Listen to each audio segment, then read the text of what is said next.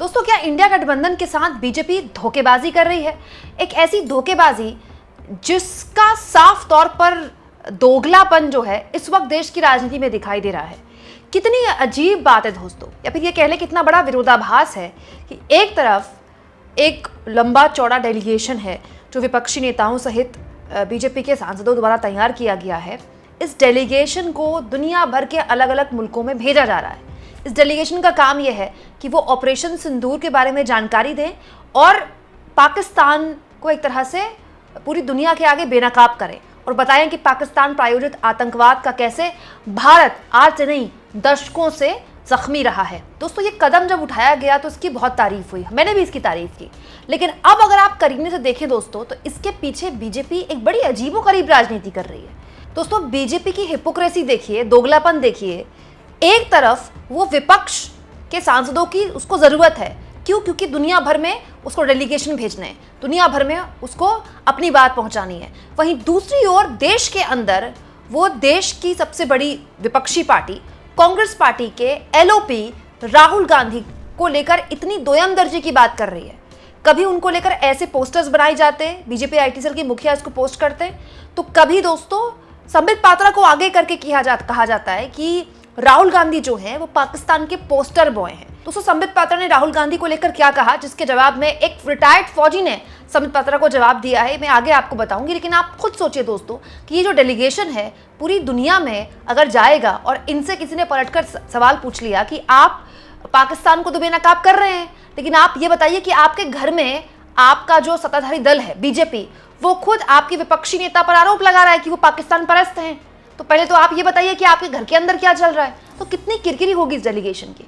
इस डेलीगेशन का कोई उद्देश्य है कि खाली फोटो खिंचाने के लिए जा रहे हैं, वहां उद्देश्य के लिए जा रहे हैं ना, तो उस उद्देश्य को कैसे आप पूरा करेंगे जब घर के अंदर आप पर अगर कोई सवाल उठाता है तो आप उसको पाकिस्तान परस्त कहते हैं, उसके चेहरे के साथ छेड़छाड़ की जाती है, उसको फोटो के साथ छेड़छाड़ की जा सकती है। दोस्तों, राहुल गांधी की तस्वीर पाकिस्तान के टीवी पर चली तो इस पर संबित पात्रा ने बयान दे दिया, लेकिन हैरानी इस बात की है कि एस जयशंकर के एक बयान पर पूरे के पूरे पाकिस्तान के सारे टीवी चैनल्स में वही छाए हुए हैं, लेकिन उसको लेकर बीजेपी कुछ बोलने को तैयार नहीं है। एस जयशंकर ने एक बयान दिया और कहा कि at the start of operation, यानी कि ऑपरेशन की शुरुआत में ही हमने पाकिस्तान को बता दिया था, ऑपरेशन सिंदूर की शुरुआत में।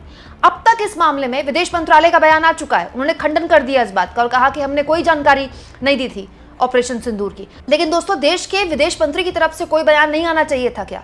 और इसको लेकर राहुल गांधी ने सवाल पूछने शुरू कर दिए कि आप बताइए विदेश मंत्री को किसने अधिकार दिया कि वो ऐसी बात बोले, और दूसरा, कितने विमान खोए आपने इसकी वजह से।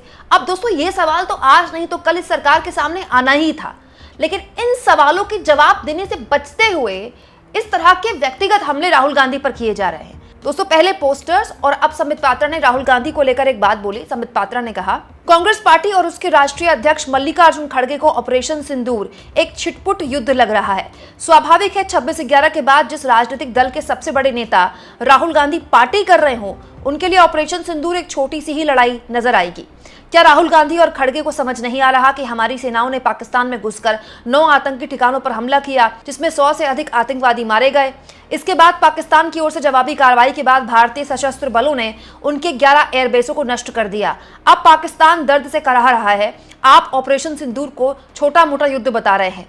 ये देश और सेना की बहादुरी को धोखा देने जैसा है। राहुल गांधी पिछले 2 दिनों से सबूत मांग रहे हैं। हम पहले दिन से ही डिजिटल सबूत पेश कर रहे हैं। पाकिस्तानियों ने खुद सबूत दिखाए हैं। इसके बावजूद आप भारतीय सशस्त्र बलों के साहस का सबूत मांग रहे हैं। यही कारण है कि राहुल गांधी और उनके नेता पाकिस्तान में पोस्टर बॉय बन गए हैं। दोस्तों, इस सरकार को और इस पार्टी को जवाब देना चाहिए बीजेपी को कि आखिर कब तक ये सेना के शौर्य के पीछे छुपी रहेगी, कब तक सेना के शौर्य को ढाल बनाकर ये सवालों से बचती रहेगी। ऑपरेशन सिंदूर सेना के हिसाब से जारी है, लेकिन सीज़फायर हो चुका है ना दोस्तों। तो अब तक क्या बीजेपी का कोई प्रवक्ता इंक्लूडिंग संबित पात्रा इस सवाल का जवाब इस देश को दे पाए हैं कि सीज़फायर क्यों किया गया, अचानक से सीज़फायर क्यों किया गया जब देश इसके लिए तैयार ही नहीं था। वो पार्टी जो इतने सालों से देश को ख्वाब दिखा रही थी कि पीओके हमारा होगा, पीओके हमारा होगा, जब मौका था आपका पीओके अपना बनाने का तो आप पीछे क्यों हट गए? इसको लेकर कोई माकूल जवाब अब तक नहीं आया है। लेकिन देखिए, एस जयशंकर को कभी सवालों से बचाने के लिए तो कभी खुद की स्थिति को स्पष्ट ना कर पाने की असहजता की वजह से ऐसी अनर्गल बयानबाजी की जा रही है। सोचिए दोस्तों, हमारा दुश्मन देश भी हमारा देश के अंदर की पॉलिटिक्स देखता होगा तो हंसता होगा वो कि इनको तो दुश्मनों की जरूरत ही नहीं है। दोस्तों, अब इस पूरी की पूरी मसले पर कांग्रेस पार्टी काफी एग्रेसिव हो गई है। मैं आपको बताऊं, अमित मालवीय पर पहले ही एफआईआर दर्ज करवा दी है कांग्रेस पार्टी ने। ये आप चाहें तो बाकायदा वो ट्वीट है जो कि कांग्रेस पार्टी के आईटी सेल ने किया है। अमित मालवीय पर एफआईआर हो चुकी है और जो धाराएं लगी हैं वो काफी मुश्किल बताई जा रही है। उसमें मतलब जमानत काफी मुश्किल हो जाती है। इसके अलावा कांग्रेस पार्टी की तरफ से आज एक रिटायर्ड फौजी को मैदान में उतारा गया और उस रिटायर्ड फौजी ने न केवल बीजेपी को आईना दिखाया बल्कि ये भी बता दिया कि अब आने वाला एक्शन कांग्रेस का क्या रहने वाला है। यानी कांग्रेस व्यक्तिगत हमलों के बावजूद भी किसी भी हाल में बीजेपी को छोड़ने वाली नहीं है। लेकिन उससे बड़ा सवाल दोस्तों बीजेपी के सामने खड़ा हो गया है कि ऑपरेशन सिंदूर पर तो देश के किसी भी नागरिक को सवाल नहीं है। भाई, अपनी सेना पर है कोई जो शक करता हो? हमारी सेना को तो पहले दिन से हम सल्यूट करते हैं।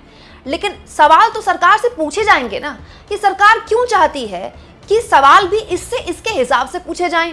विपक्ष राजनीति भी करे तो उसके हिसाब से राजनीति करे। जब हम जीत रहे थे, पाकिस्तान के ड्रोन अटैक, पाकिस्तान की मिसाइल अटैक और पाकिस्तान के तरह तरह के तमाम तरह के गोला बारूद के जो अटैक हो रहे थे हमारे लाइन ऑफ कंट्रोल, जो कि ऊपर स्कार्दू से लेकर नीचे पुंछ, रजौरी, अखनूर तक आती है और फिर उसके बाद आईबी पठानकोट से चालू, कठुआ, सांबा, पठानकोट, अमृतसर, गंगानगर, बीकानेर, जैसलमेर और नीचे भुज, नलिया, वहां तक हमारी पूरी की पूरी आईबी और एलओसी पूरी तरह से एक्टिवेटेड थी। फौज तैयार थी और फौज ने उनके सारे के सारे जितने भी हमले थे उनको नाकाम कर दिया। हमने उसको देखा और आप में से कई टीवी चैनल तो ऐसे हैं जिन्होंने मेरे ख्याल से 9 और 10 की रात को शायद किसी ने इस्लामाबाद पे कब्जा कर लिया था, किसी ने लाहौर पे कब्जा कर लिया था और किसी ने शायद कराची के ऊपर भी कब्जा कर लिया था। तो ये माहौल था पूरे देश का।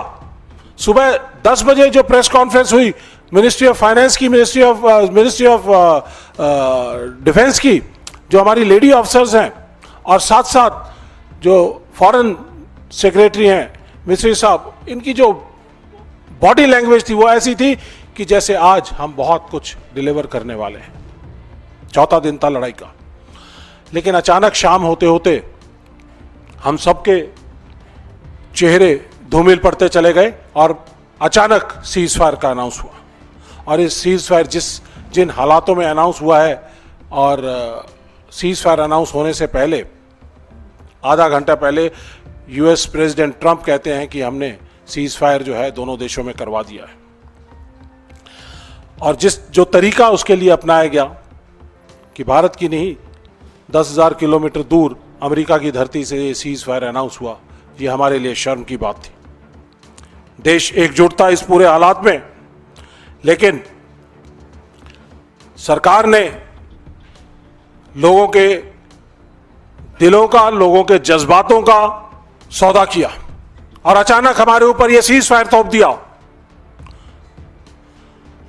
हम इस पूरे प्रकरण में 22 अप्रैल से लेके और 10 तारीख को सीज फायर होने तक हम लोग जो फौजों ने कार्रवाई की है उसको सैल्यूट करते हैं, उनकी वीरता को, शौर्य को, पराक्रम को नमन करते हैं, सलाम करते हैं। और ये फौज, भारतीय फौज वर्ल्ड की नंबर 1 फौज थी। ये उन्होंने एक बहुत ही बेहतरीन जिस तरह से उदाहरण दिया इन ऑपरेशंस के अंदर, उसके लिए हम उनको सैल्यूट करते हैं।